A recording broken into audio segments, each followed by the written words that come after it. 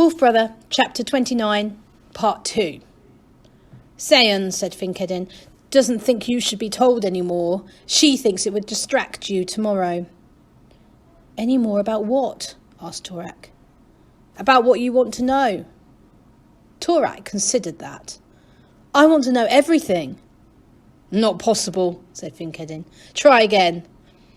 Torak picked at a tear in the knee of his leggings. Why me?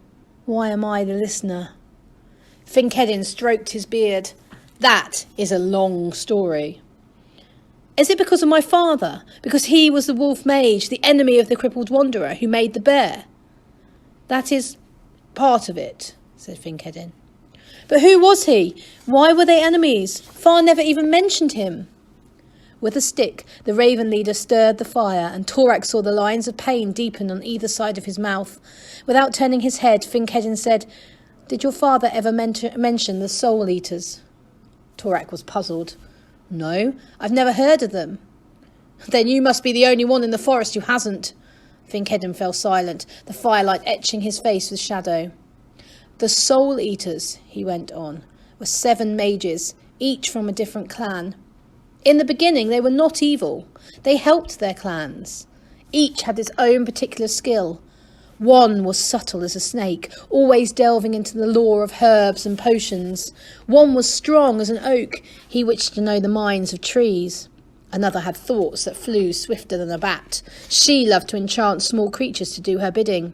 One was proud and far-seeking, fascinated by demons, always trying to control them. They say that another could summon the dead. Again he stirred the fire. When he did not continue, Torak mustered his courage. That's only 5. You said there were 7. Finkheddin ignored him. Many winters ago, they banded together in secret. At first, they called themselves the Healers, deceived themselves into believing that they wished only to do good, to cure sickness, guard against the demons. His mouth twisted contemptuously. Soon they drifted into evil, warped by their hunger for power. Torak's fingers tightened on his knee.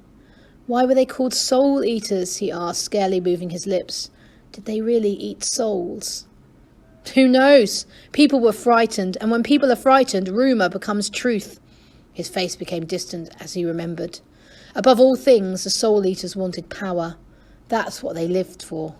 To rule the forest, to force everyone in it to do their bidding. Then, 13 winters ago, something happened that shattered their power. What? Whispered Torak. What happened? Finkheddin sighed. All you need to know is that there was a great fire and the soul eaters were scattered. Some were badly wounded. All went into hiding. We thought the threat had gone forever. We were wrong. He snapped the stick in 2 and threw it on the fire. The man you call the crippled wanderer, the man who created the bear, he was one of them. A soul eater, breathed Torak. I knew it as soon as Horde told me about him. Only a soul eater could have trapped so great a demon. He met Torak's eyes. Your father was his enemy. He was the sworn enemy of all the soul eaters. Torak couldn't look away from the intense blue gaze. He never told me anything. He had reasons, your father, he said. Your father did many wrong things in his life, but he did all he could to stop the soul eaters. That's why they killed him. It's also why he brought you up apart, so that they'd never know you even existed. Torak stared at him. Me? Why? Finkheddin wasn't listening. Once again he was watching the flames. It doesn't seem possible, he murmured. No one even suspected there was a son. Not even me. But Seyon knew. Far told her 5 summers ago at the clan meet by the sea. Didn't she? No, said Finkheddin. She never told me. I don't understand, said Torak.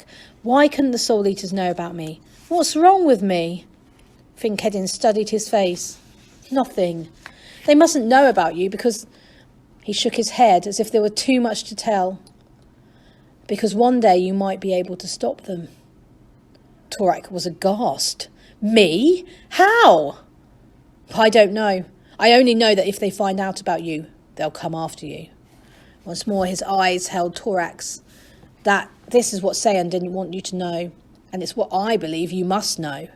If you live, if you succeed in destroying the bear, it won't be the end. The Soul Eaters will try to find out who did it. They'll know you exist. Sooner or later, they'll come after you. An ember cracked. Torak jumped. You mean even if I survive tomorrow, I'll be running all my life? I didn't say that. You can run, or you can fight. There's always a choice. Torak looked up at the blood-spattered Parker. Horde was right. This was a fight for men, not for boys. Why did Far never tell me anything? He said. Your father knew what he was doing, said Finkheddin. He did some bad things, some things for which I'll never forgive him. But with you, I think he did the right thing. Torak couldn't speak. Ask yourself this, Torak. Why does the prophecy speak of the listener? Why not the talker or the seer? Torak shook his head. Because the most important quality in a hunter is to be a listener. To listen to what the wind and the trees are telling you. To listen to what other hunters and prey are saying about the forest. That's the gift your father gave you. He didn't teach you magecraft or the story of the clans. He taught you to hunt, to use your wits. He paused. If you are to succeed tomorrow, that's how you'll do it. By using your wits. It was after middle night, but still Torak sat by the long fire in the clearing, staring at the looming blackness of the high mountains. He was alone. Wolf had gone off on his nightly wanderings, and the only signs of life in the camp were the silent ravens guarding the defences and the rumble of old snores from Oslak's shelter. Torak longed to waken Wren and tell her everything, but he didn't know where she was sleeping. Besides, he wasn't sure that he could bring himself to tell her about Far, about the bad things Finkheddin said he had done. He'd said, if you survive, it won't be the end. The Soul Eaters will come after you. You can run or you can fight. There's always a choice. Terrible images whirled in his head like a snowstorm. The bear's murderous eyes, the Soul Eaters like half-glimpsed shadows in a bad dream. Far's face as he lay dying. To chase them away, he stood up and began to pace. He forced himself to think. He had no idea what he was going to do tomorrow, but he knew that Finkheddin was right. If he was to stand a chance against the bear, it would be by using his wits. The world spirit would only help him if he tried to help himself. Once again he ran through the lines of the prophecy. The listener fights with air and speaks with silence. The listener fights with air. The glimmerings of an idea began to nag at him.